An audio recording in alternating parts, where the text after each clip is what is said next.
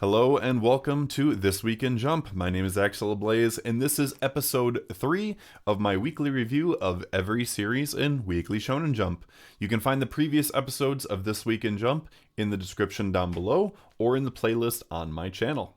If you're new here, every week I will be going over my top 10 series in the magazine with a lightning round before we cover the top series of the week. Let me know what your top 3 chapters of the week yourself were down in the description, down in the comments, and I will include them in the results for next week's episode. But before we get into this week, let's go over the results for last week. Taking the top spot for the second week in a row, undisputed, was Kagurabachi, followed by Witch Watch in second place. There was too much of a split for third though, so honorary mentions go to Astro Royale, Blue Box, Newest Exorcist, Ichi the Witch, and Undead Unluck. So, getting into this week though, we are covering issue 51 of Weekly Shonen Jump for the 2024 run.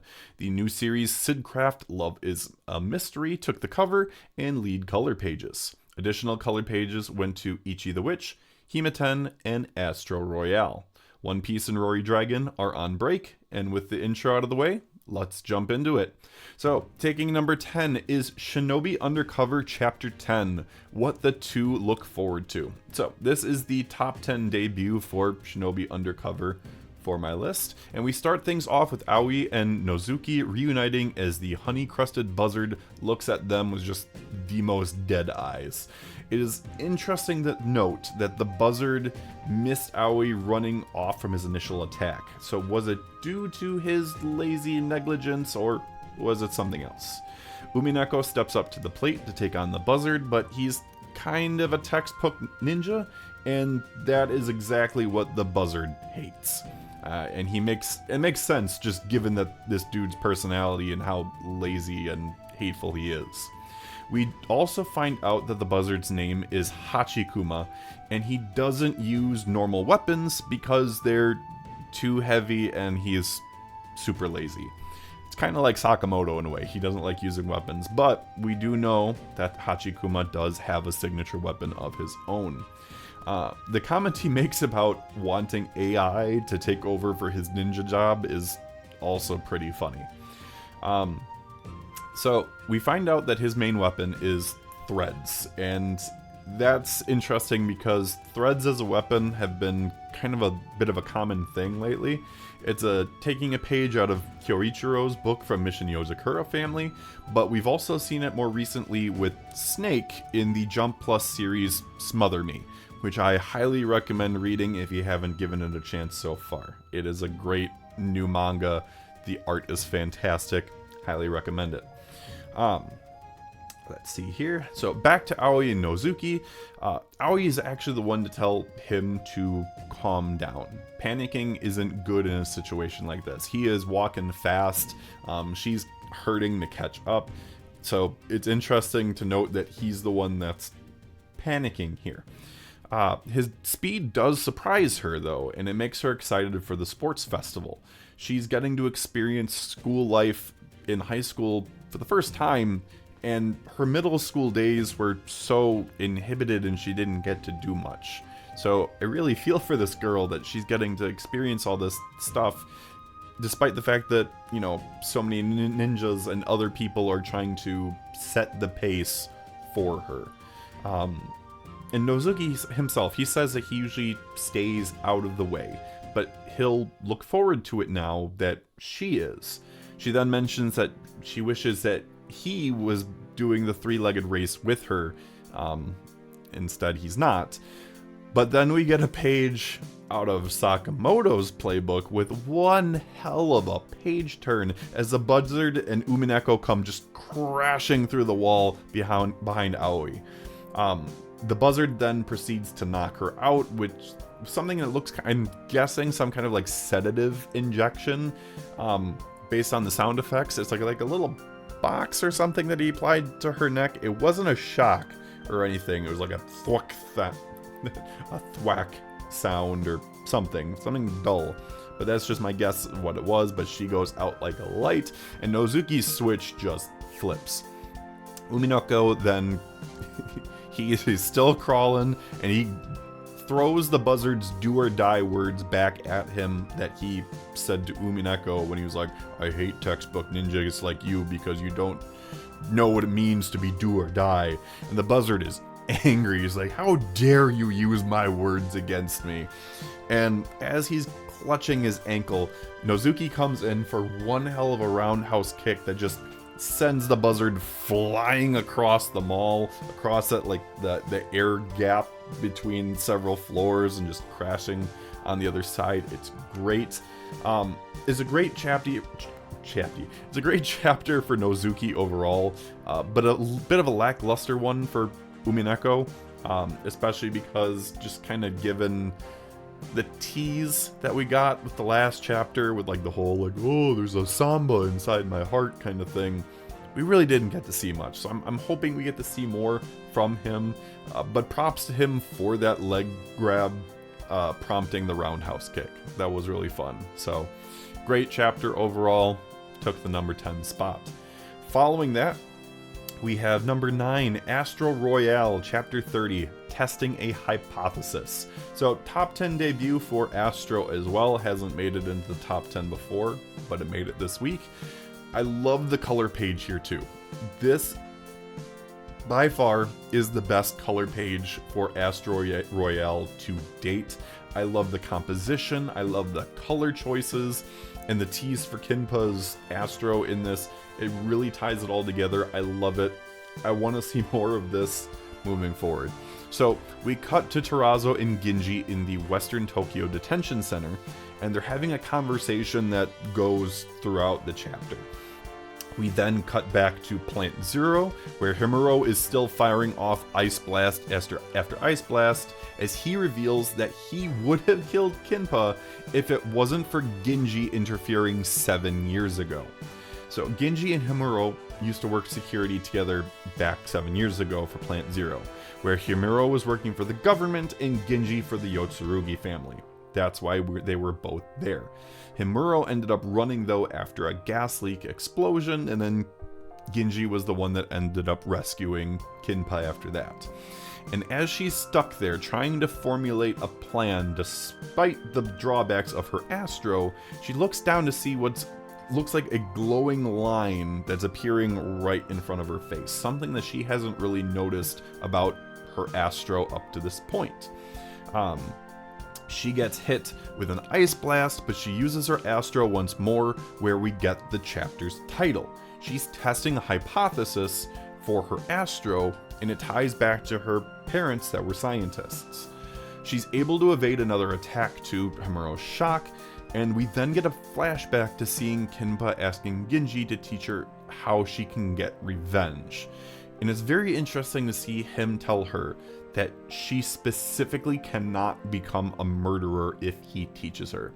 Maybe this is his way of showing care for her and wanting for her not to go down a dark path that she can't come back from. Beams of hot light then start shooting off from Kinpa as she says to herself that she has her adoptive father Ginji and Hibaru meaning so much to her, and it shows with this quick flashback of the two of them as kids. And Ginji says that he doesn't need to worry about Kinpa, knowing that she grew up with Hibaru as the best role model that she could have. Like, I love that for them. Kinpa being the smart girl that she is, she realizes that her Astro had another application all along, since her Astro controls the refraction of light. Doing so turns that energy into heat, and she launches a blazing beam compact to end the chapter. What makes this chapter great for me is that I love whenever we take the concept of Astros and we develop and build upon them. The fact that Kinpa was able to take this ability that we thought, oh, this is just her turning invisible. No, it's because she's specifically refracting light and the properties of it that she's able to do these things. I love that, and I really hope that we get to see similar growth from the other characters as they learn to develop their Astros more, because at least as it is, some of them are a little bit more one-dimensional than others. So it's really great that Kinpa gets to serve as this example moving forward. I'm very excited to see what we can get next. But this was an absolute girl boss moment for Kinpa. I love this for her, and it was a great chapter. Moving along, we've got number 8, Mission Yozakura Family, Mission 251, Awakening. We start with the twins in front of their great, lots of greats grandma, taking that quote directly from the manga there. And it turns out that she is literally rooted to Momo up on a higher floor. Her fertilizer comment is really accurate, considering again that she is literally rooted to him. Which, I mean, that's been a whole thing with the Mission Yozakura Family with the flower symbolism and everything else. So the fact that she is literally roots and fertilizer, yeah. Alpha sees a vision of Kyoichiro dying, and Hifumi makes a karma joke, which is absolutely hilarious in the moment, but at the same time, it's like, they need to save him. Tsubomi stops them, though, from running off, and says that instead, that they should be able to stop Asa's command over Momo by channeling Hifumi's summoning through Tsubomi. But Hifumi, as it is, she's too powerful if she were to just directly input her energy into Tsubomi, so they need a conduit. They need specifically the heart of their grandma, Rei Yozakura. Call it luck or fate, but because Hifumi allowed Ni to escape previously with their grandma's heart, that heart was then in the room with Tsubomi. I'm guessing because Asa wanted all of that protected in one place, that's why he had it there. Definitely backfired in that moment. So the operation begins, and before Kyoichiro can further use his own blooming, Momo sees and hears a vision of his late wife calling out to him as he briefly breaks out of the spell of Asa's control. He says that they're in the best position possible due to the luck brought on by the twins, right before Asa regains control of him once more. But with one more gentler push by Hifumi, with Alpha's guidance, they're able to bring Momo back fully once more. He takes that opportunity to apologize to Kyoichiro for everything that he's done, and he says that he can finally do something to protect his family as a parent. And then we get to see Gundaira's best creepy Momo art back on display, as he says he'll take Asa to hell with him, and oh my god. The Momo art is, the creepy Momo art specifically, is some of my favorite stuff in Mission Yozakura Family as a whole, so I am loving the fact that we got to see that again in this chapter, and that is absolutely what put this in the top 10, was specifically that. It was so cool to see. So, Momo starts activating Dream, and as he's doing that, the other Yozakura siblings are fighting Asa on the outside. And Mutsumi has a moment hoping that this is the last generation of Yozakura Family bound by missions, as all of them are waiting for Taiyo to wake up. It's a great chapter overall. This is stuff that I've been waiting to see. I'm glad that the twins are doing something that feels like a natural application of sorts, because there have been several points in the story where the twins have felt really unnatural. So this has been really well done, but it's definitely showing that we are approaching the end here, as they've got Momo back on their side, and now Taiyo just has to overcome the control that Asa has over him. So definitely approaching that end here. But like I said, great chapter overall. At number 7 is Sidcraft, Love is a Mystery, Case 1, A Great Detective's Fate. So, series debut and a top 10 debut all in one.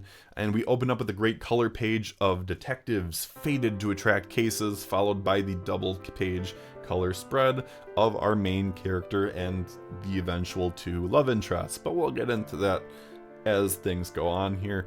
Got a long review of this one because it's the first chapter. So I also really want to quick mention that I do enjoy the English logo here as well. Really clean, looks nice. Cool. So the chapter starts off with Sidcraft having already solved a mystery to to the dismay of Inspector Souffle Flamberry. And I love the food name here. As Souffle makes a comment about him outwitting the police, he describes the feeling as a hollow victory, where he acknowledges that despite the fact that, they solved the case, somebody died. And that is, the unfortunate circumstance for a lot of these things. Like, yay, we did it, but how many people have lost their lives or had their lives ruined as a result of things? It's a cold fact, but I like that he says that. He's so cool and brooding as he's roaming the streets. Because of his discerning eye, he can solve cases even at a glance, as was the case with the old man that had left his glasses in the washroom. And this deduction with his sights and whatnot, it becomes very relevant later on in the chapter. He returns to the office with his assistant not there, as his crafted persona just immediately crumbles. Turns out he had a crush on the one that was the murder culprit at the start of the chapter, and he was so happy to go to dinner with her until he realized, like, oh my gosh, she's setting up an alibi for the murder. We learn the truth of his identity. He's someone he never wanted to be a detective to begin with, but he is so good at deduction, and he's compelled to solve these cases that come his way. He is fated to be a detective, and his parents were also detectives too, and they just laugh in his face as they essentially tell him, like, tough luck, you're destined to be a detective. Like, regardless of what you want to do, you are too good at this, and you are always going to be a detective. We then get more of his tragic backstory. He has a first love whose parents were murdered. He had a best friend who became a drug trafficker. And he had a respected tutor that became a serial killer. Like, just one tragedy thing after another. The first love becomes relevant throughout the chapter, but I am curious to see if we get to see more about the friend and the tutor throughout the series, if they become back in any shape or form. I think that'd be really cool. We'll have to see, but because at least the first love became relevant again, that's where I'm kind of thinking maybe we'll get that. Past that, we also learn that his true feelings, he unintentionally became the suave detective, and now he can't stop. Like, it just automatically flips the switch. Like, he has to put on this persona. He can't let it crumble in front of other people. He doesn't want to solve mysteries, though. He just wants to read romance novels. And then at that moment, in comes Elio Evelyn, his cute boy assistant. Yep, totally a boy. Not a girl. Definitely not a girl dressing like a tomboy. Absolutely not. No. He resumes his persona with a coffee in his hand and the book Bloody Slaughter Dungeon Mystery.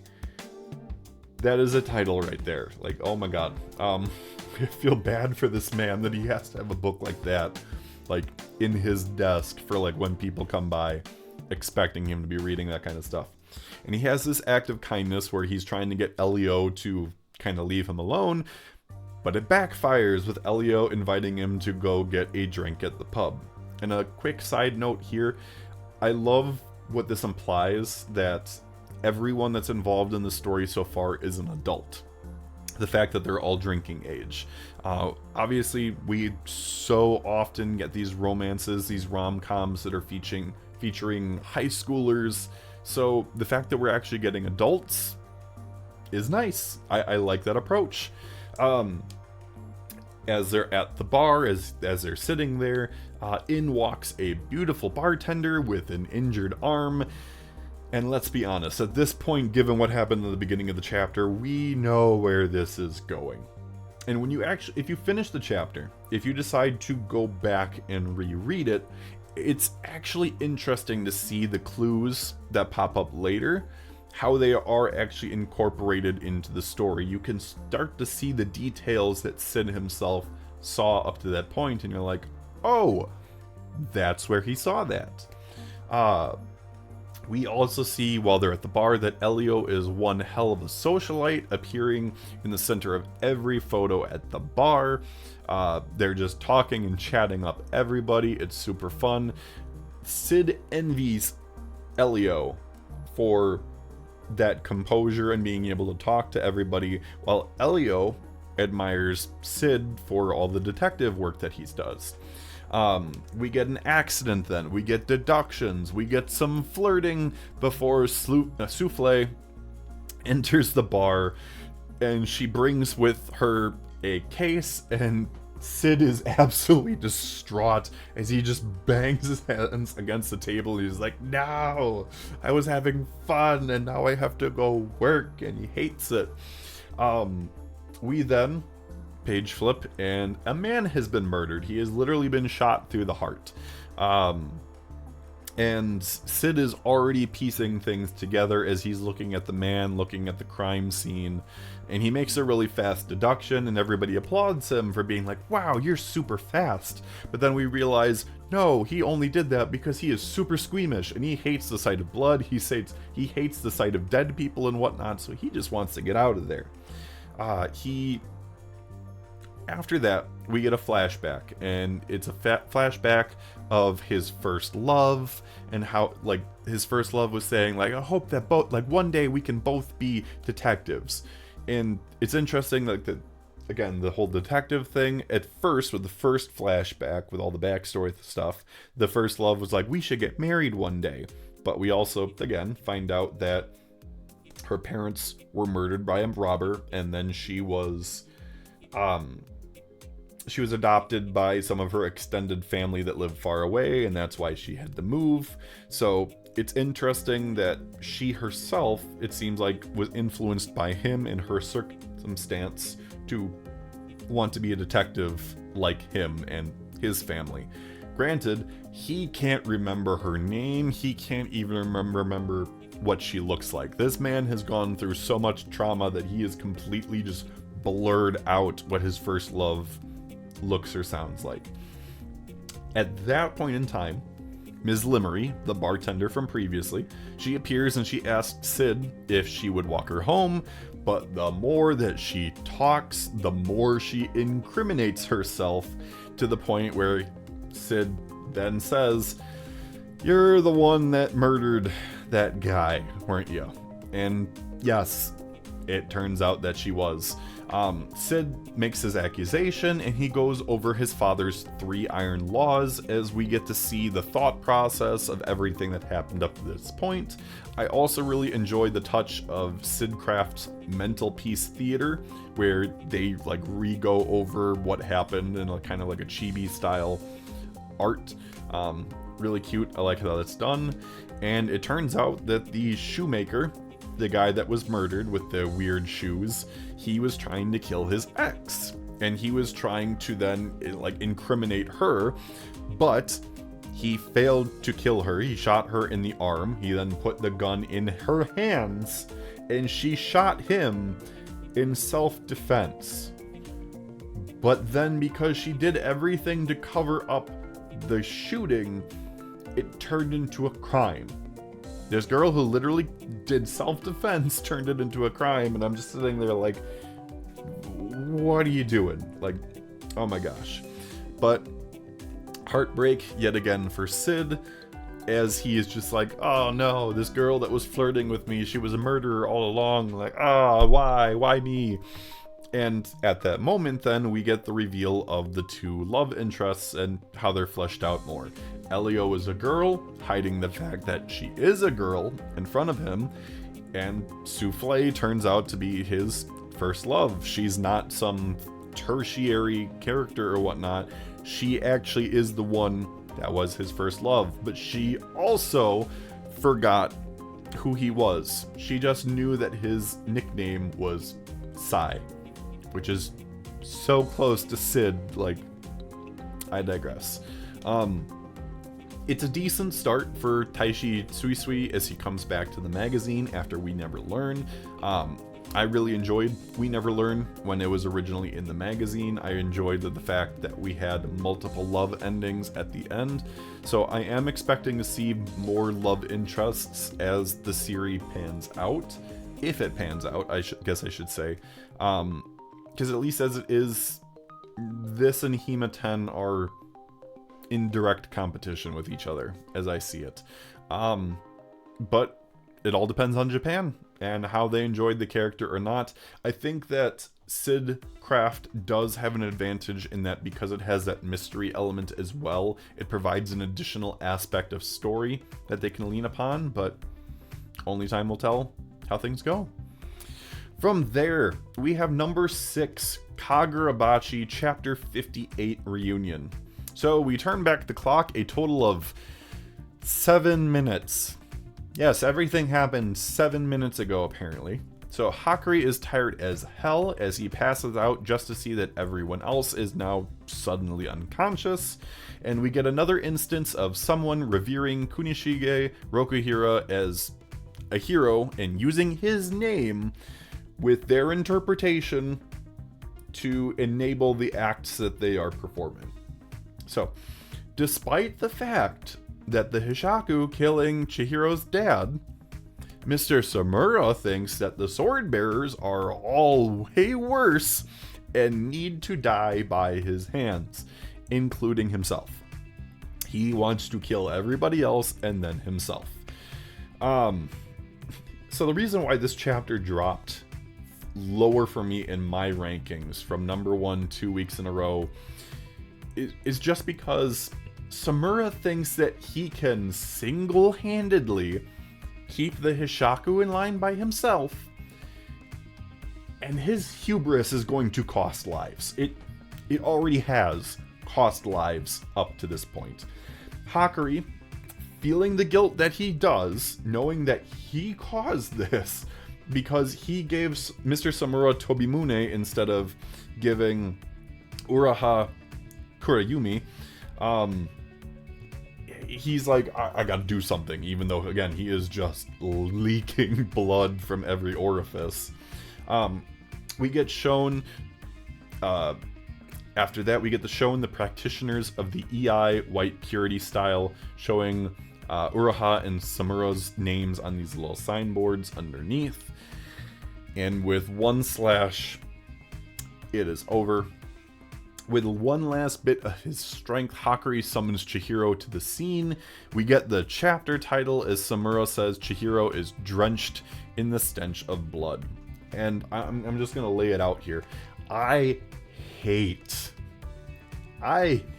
characters like Mr. Samura that think that they are so strong that no one else matters and that they can handle everything. It feels awful on top of that with how people genuinely liked him at first. So really, this is one of those instances where I think this does show through that this is this is Hakazono's first big work, because the way that Mr. Samura is acting is a very cliche way for a character to act.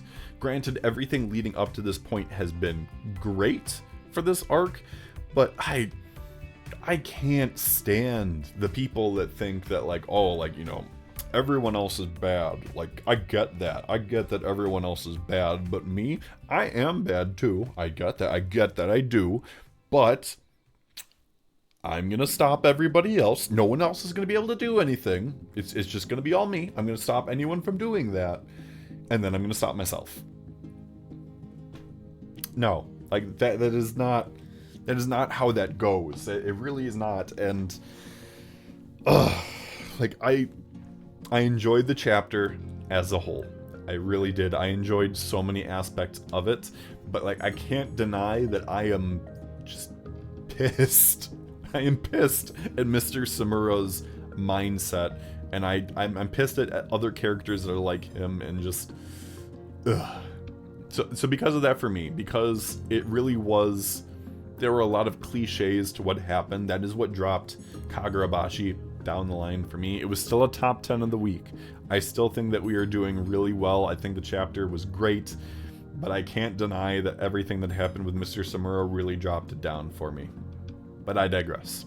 So, halfway through the list, we come up to number 5, Undead Unluck. Number 231, Remember. Specifically with that little gap in between. So, Julia has manifested injustice, and Soul wants to put an end to her now, but she and Victor launch up into the sky. And with injustice finally manifested, Fuko finally takes this moment to use Remember. The moment that we have all been waiting for, where Fuko is using this artifact to make everyone remember their previous loops and whatnot. And it's very interesting, because if you look closely in this double-page spread, you can actually see Ano-un as well as Lucy on Sick in the page spread. It's very...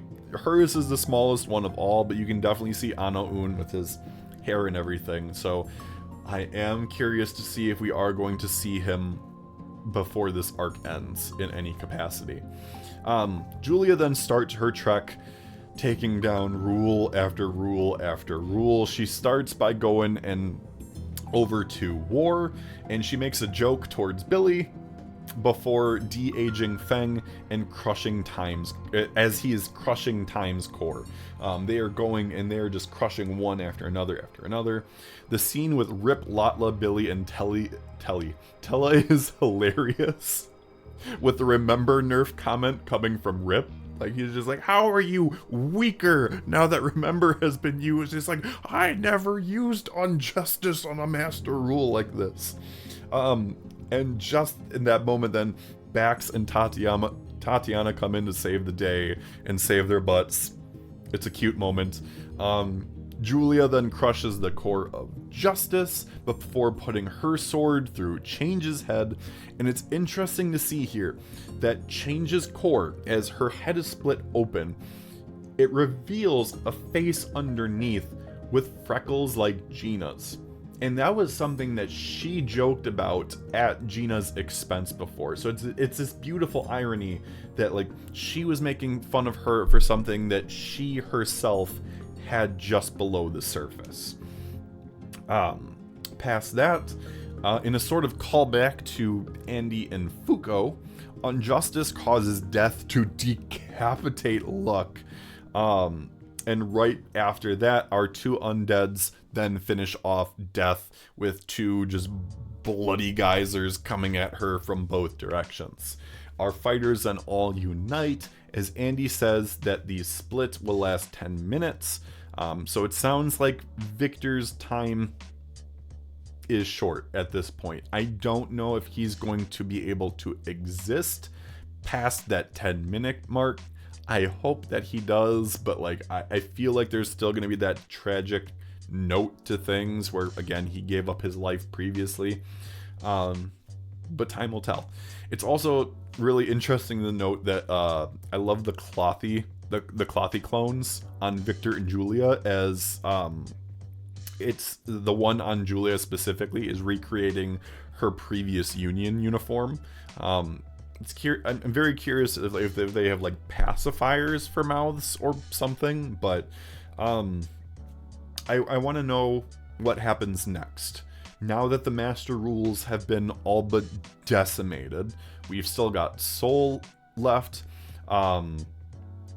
Like he's the only one left that we have at this point, because I believe everyone else has been killed. So what happens? How many chapters are left? I think once again we are rapidly approaching the end of things, just because the master rules, you know, as soon as they were absorbed, we were like, oh man, like we are heading towards the end. And then it was just like, oh no, like everybody's individually fighting all the master rules in these pods. And then Injustice manifests, and all of a sudden it's just like one after another, after another, after another, they're just taken down. So I think I am guessing that we are heading towards a conclusion in February/March. I think we are getting that end before then. I think Undead Unluck is going to get one more cover for its anniversary. I know it's getting one next issue, but I think it's going to get one more, and then maybe like a color page for the second to last chapter, the last chapter, but I think we are heading toward that conclusion. But once again, it's been a fun ride, and this chapter in particular was a lot of fun. At number 4 is Sakamoto Days, Days 190, 1 in 10 to the power of negative 40,000. Negative 40,000. So, Tenkyu immediately goes on the assault. There is no more talking. He is not interested. He just wants to kill everybody there. His entire bow is a weapon, and he can pull the string even using his feet. His entire body is a weapon using his weapon. The blood splatter slicing a dude's head in half was gruesome in the best way, and it happened so fast that the dude couldn't even react as his head was just sliced in half. Oh my gosh, so cool. And even a bullet can't hit Tenkyu. He can get the bullet by the bowstring and he fires it back at Heisuke. This man is danger incarnate at this moment.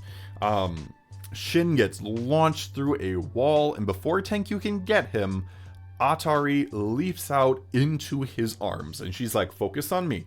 You will not get hurt if you focus on me. And every shot that Tenkyu fires off misses them as the two of them hold hands in this embrace. It's almost like they're dancing through the air. They then land in like this scrap pile, and Atari grabs a bag and starts just pouring in scrap metal. And she mentions that the odds of human life forming on our planet were 1 in 10 to the power of negative 40,000. Which is, again, it's an absolutely insane, astronomically low number. And she compares these odds to the odds of putting together the parts of a watch, putting them in a bag, shaking it together, and the watch coming together back in its original parts. So she mentions the watch, but then she pulls out a gun. She pulls out a gun from the bag instead, fires it off, and causes a gas explosion behind Tenkyu, allowing them to escape. But now Tenkyu really wants to nab Atari and give her as a gift because he thinks that'll get him back into, good graces. It's an absurd chapter in all the best ways. All the best ways. It's fun from start to finish. It happens in a flash, but it's really fun. It's classic Sakamoto Days in a nutshell, and that's what puts it at number 4 for me. Just really fun. I've got no notes. It was great from start to finish.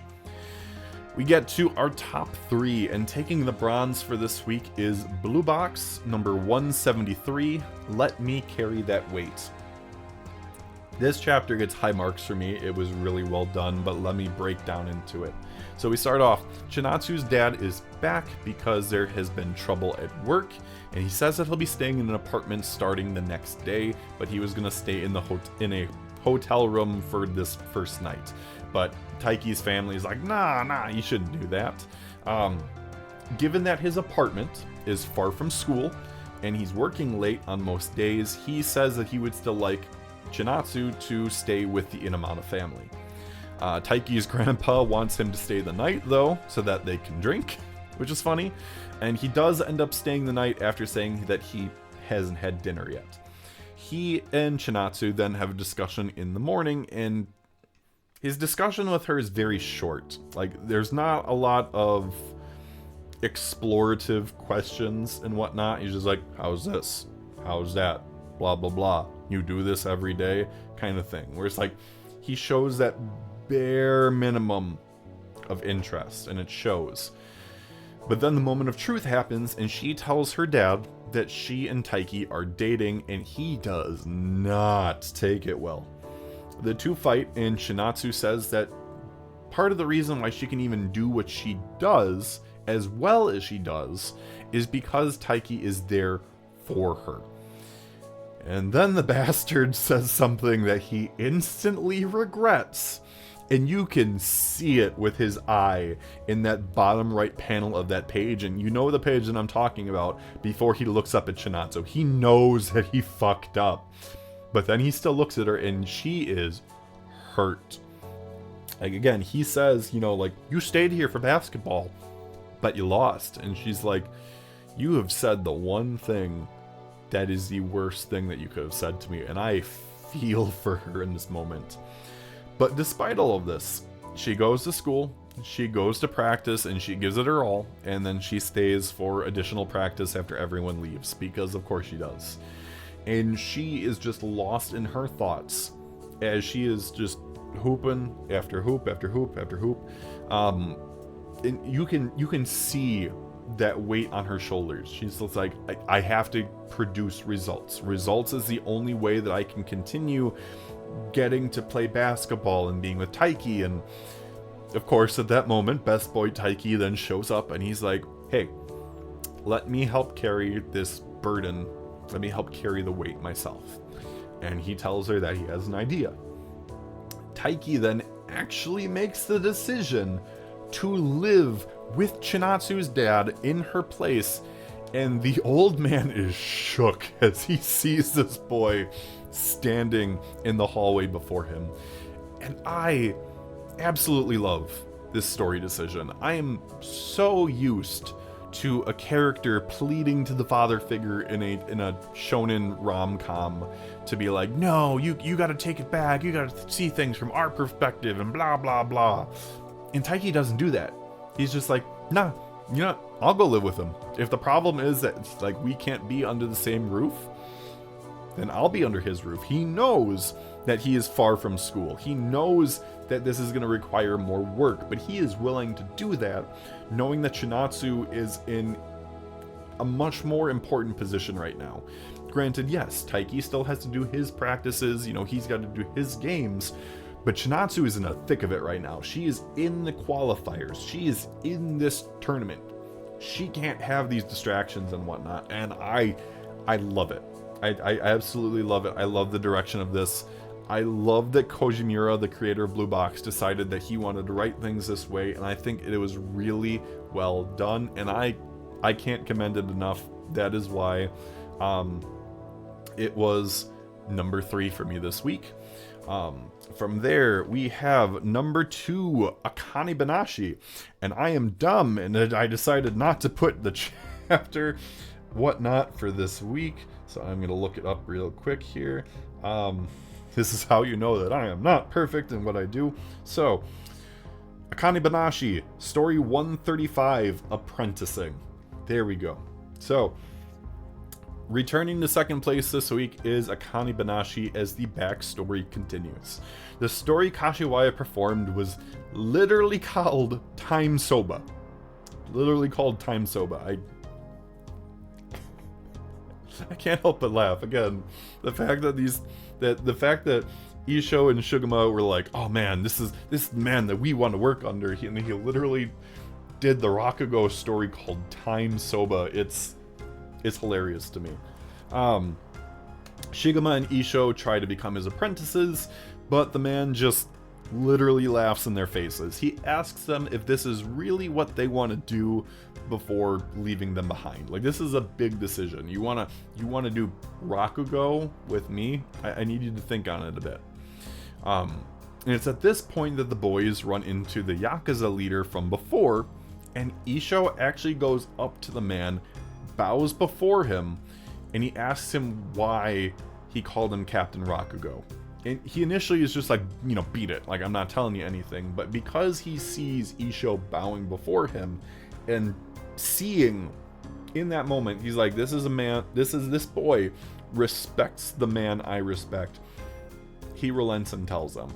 So it turns out that the two of them, the Yakuza guy and Mr. Captain Rakugo, they were drafted in the same war. And despite all of the death and danger around them, Captain Rakugo was able to calm them down with his stories and even making them laugh. And I really love the quote here: laugh when you're happy, cry when you're sad. If a Rakugoka gives up his humanity, he's got nothing left. It goes to show that, like, these Rakugo artists, there is depth to what they're doing. They're not just machines, you know, giving off these stories. There is that human aspect to everything that they do, and I love this. And he applied this during war to help his fellow soldiers in that, knowing that, again, death is all around them. The people that they were fighting with were dying. They had to kill other people. There was a lot of bloodshed going on. And yeah, it has its impact. It is interesting to note as well. I saw someone in the Manga Plus comments for this week's chapter mentioned that they were most likely participating in the Battle of Rabaul in World War II. And you had a lot of people in the comments too that were like, oh man, I'm kind of disappointed that they just casually dropped World War II in there. And it's just like, do we really need to go into this more than it's actually been done?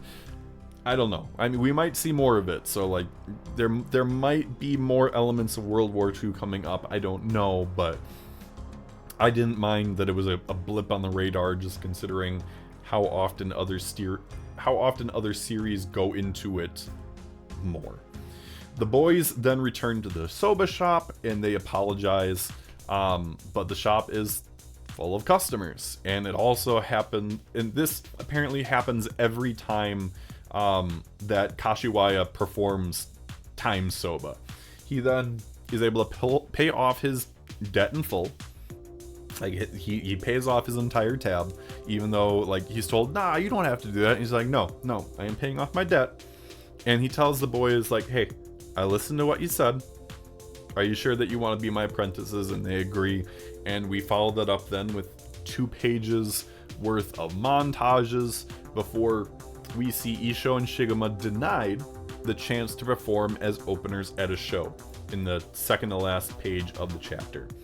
So Arara says that this is where the Makura of the story ends and the feud begins. We see the familiar pair of eyebrows belonging to Moroku Kashiwaya, yet it's important to note here that his master is also named Moroku Kashiwaya. So it's important to note that this part of the story is where we're going to be seeing the feud and where the Kashiwaya and Arakawa schools split off. What happened between the older Moroku and the Kashiwaya that we know? Why did they initially deny Isho and Shigema the chance to perform?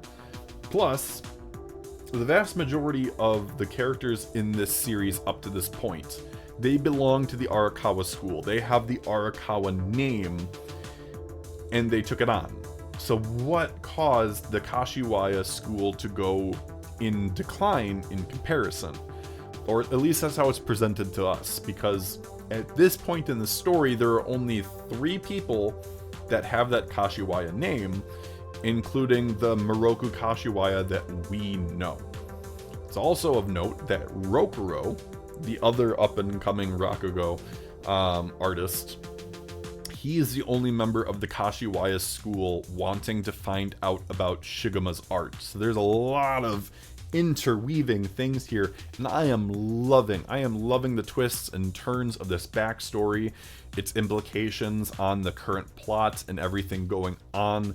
This is what I love about Akane-Banashi, where we're able to see all these things going on, and it's fantastic. I'm very curious to see when we do get to see Isho and Shigema perform for the first time. How much of that we'll actually get to see? Will it take up an entire chapter? Will it be a blip on the radar kind of thing? I don't know. But Akane-Banashi, once again, is proving that it is one of the best series in Weekly Shonen Jump, and I absolutely love this chapter. Now, before we get into the number 1 for this week, as we do every week, we start off our lightning round. So, Starting at the bottom, moving up, we've got Me and Roboco, Chapter 210, the relationship chart and Roboco. As the name suggests, Roboco makes a relationship chart with herself as the star, and every character in the manga loving her, as well as Gojo and Geto from JJK, and Taiki and Shinatsu from Blue Box, Nagumo from Sakamoto Days, and even Shohei Ohtani from the Dodgers. Now, if you want to see the full chart in all of its craziness, you can see it in the double page spread at the end of the chapter, but oh boy, this was a lot of Roboco self-love, and oh my gosh, it was crazy from start to finish. Hakutaku, Chapter 9, For Better or Worse. Mizuki is trying to finish all of her older brother's original game challenges. She finds an exhausted Hikama just lying on the ground. Raika and Zenji appear just then too, and they finally get him to agree to help finish the game that they're developing. Fast forward 2 months to the elementary school, and Raika gets the kids to download the AR game that they finished.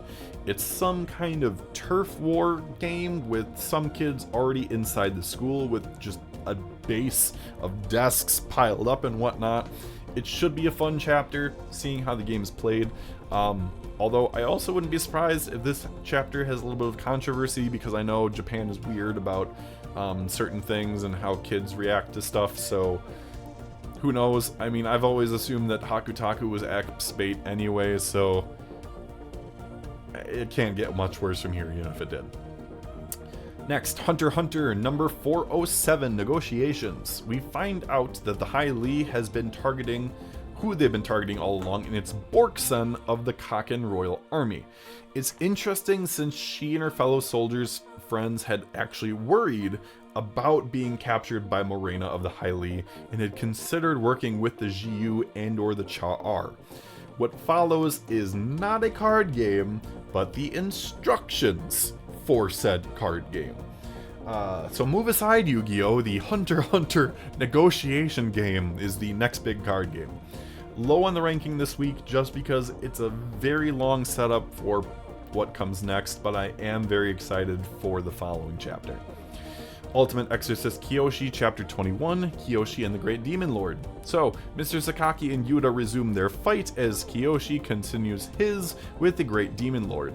Insert title drop here from Mr. Sakaki, calling Kiyoshi the Ultimate Exorcist. Another barrage of attacks does nothing, as the Demon Lord mentions part of Kiyoshi's tragic backstory.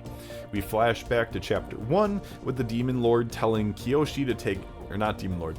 We flash back to Chapter 1, with the Demon Dad guy telling Kiyoshi to take deep breaths as he seals off the Demon Lord's attacks, and he ends things with a badass look on his face as he's declared he's going to exorcise the hell out of the Demon Lord. Fun, great chapter overall. Hima-ten, number 19, the school camping trip starts.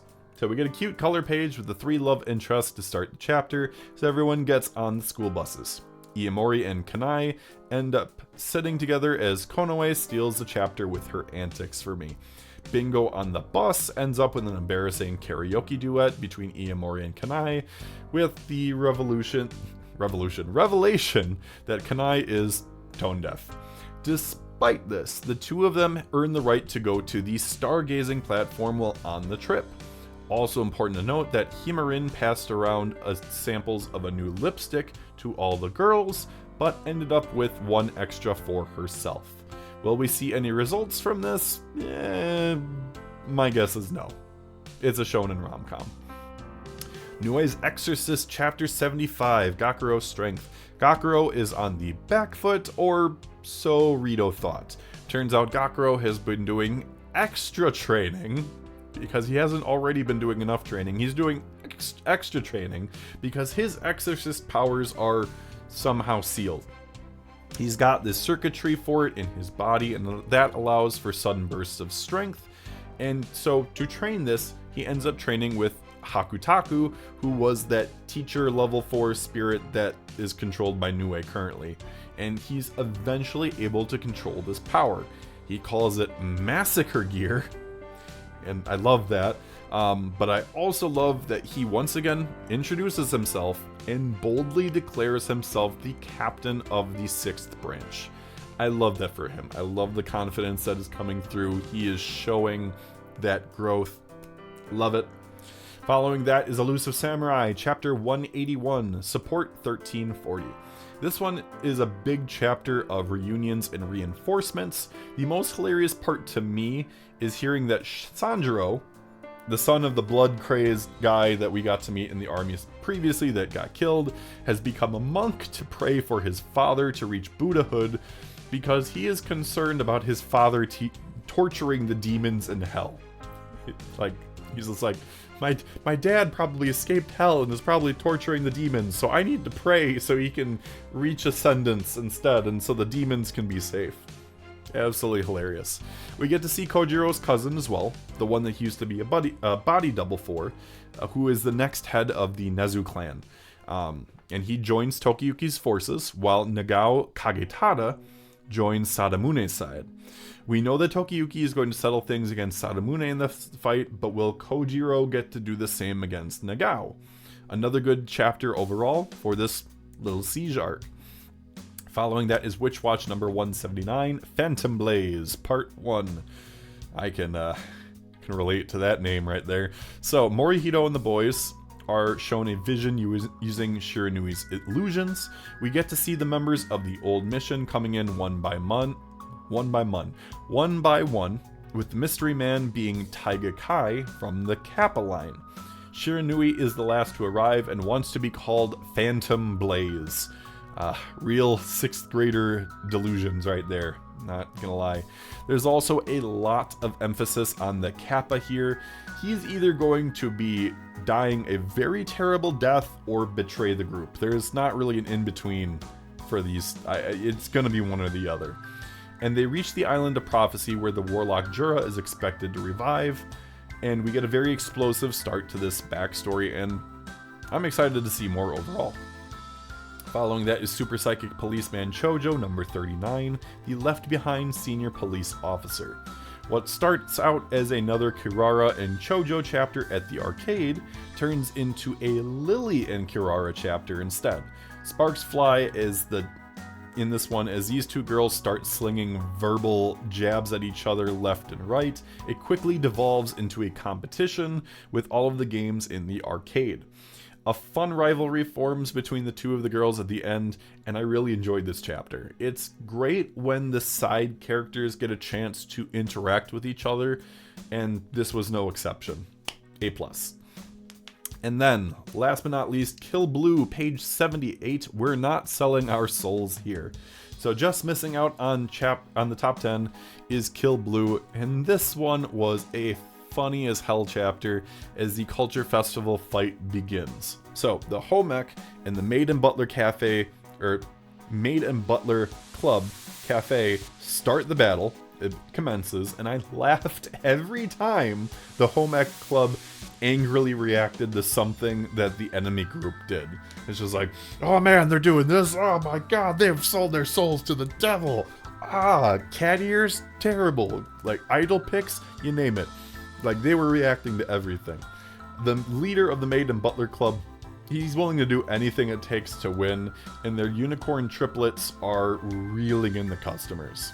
This honestly was one of my favorite chapters of the manga so far, and I regret that I couldn't put it in the top 10, but it was a really strong week for everything else.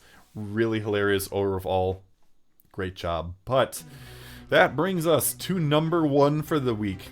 And number 1 is Ichi the Witch, 11th Hunt, Witches Conference. We end the top 10 with Ichi, and the Komugi color page is absolutely adorable. Her hair, her eyes, the sparkles from her pen, A+ work from Usazaki. Absolutely love it. So, Monogold kicks off the Witches Conference with almost all the witches attending via Magic Mirror. Shirabadana is the one leading the conference, and Ichi is of course the main topic of the agenda. She's about to go over the notes from the Hisame Magic mission, but sees that it's another Descaris fanfiction, The True Hero in the Shadows, with her crazy art. She immediately tosses it to the side in favor of Komugi's notes, and I love how Descaris actually reaches through the mirror to pick up her report because she wants it back. we learn from Shirobadana that most witches take some time, and quite some time at that, to capture magic. The fastest is usually done in a week if things are easy enough, but records indicate that some magic took a decade to hunt. And I'm very curious to know what that means in terms of power there. Like, is the time that it took to capture a magic in relation to the power that it contains? I'm very curious to see how we see that applied in the series moving forward. Past that, or not past that, but adding on top of that, so we know how fast these are normally done. Despite that, Ichi has now collected 3 magics in the span of 2 weeks. And that pace is absolutely crazy fast. The next page has Ichi recreating the SpongeBob "I'm a head out" meme, and I loved it. It was like, Komugi's like, "What are you doing?" Like, no, don't leave. And he's just like, "I'm gonna get some food because I'm hungry and I'm bored." Very funny. Discaris, meanwhile, is really happy because she gets a compliment here for being Ichi's tutor from Shirobadana. She's very smug as she's just looming over Monogold in her mirror, as Monogold is just giving like this ugh face. She's like, "Ugh, you're complimenting her, it's going straight to her ego." So, the proposal at hand here is revealing that Ichi is a witch to the general public, given his kind of test run, trial run with capturing the Hisame magic. And it's, I kid you not, the plan is called the "might as well make an official announcement cause finding excuses after he's outed would suck" plan. And for anyone that is a Iruma-kun fan, it is definitely like a Clara type plan name right there. We get a fun page with Monogold's secretary Circos pleading for help, as Monogold is tired from all of the inquiries and paperwork and whatnot. And I am very curious to know if Circos is male or female, because her gender here is incredibly ambiguous. There aren't any pronouns or anything to specifically indicate one way or another, but it would be interesting if this is essentially the first male that we see in their sphere outside of Ichi. Everyone is in agreement to announcing Ichi to the world as the first male witch of the Mantinal Witches Association, but then out comes a hand with an ice pick that just stabs through the paper, and out comes the Silver Snow Witch Chikutoge Togais, and she's the smart but dumb character archetype, as she's giving this dramatic entrance, but she is facing the wrong way as she comes out. She thinks that Ichi needs to be schooled right away, as Ichi comes back with some food that he gathered while Komugi is just moaning in agony at the situation. Like, this is all really serious, and he's just like, "I'm back with food." We then find out that Togais has a grudge against Discaris, as she calls her a sloppy and irresponsible witch. The fight that ensues between the two of them is hilarious. It's got that Bugs Bunny, Daffy Duck, Looney Tunes energy behind it, and it's eventually settled that they will hold a competition to decide who will get to train Ichi moving forward. Their next target is a mushroom magic causing trouble in Hoitaka, which I'm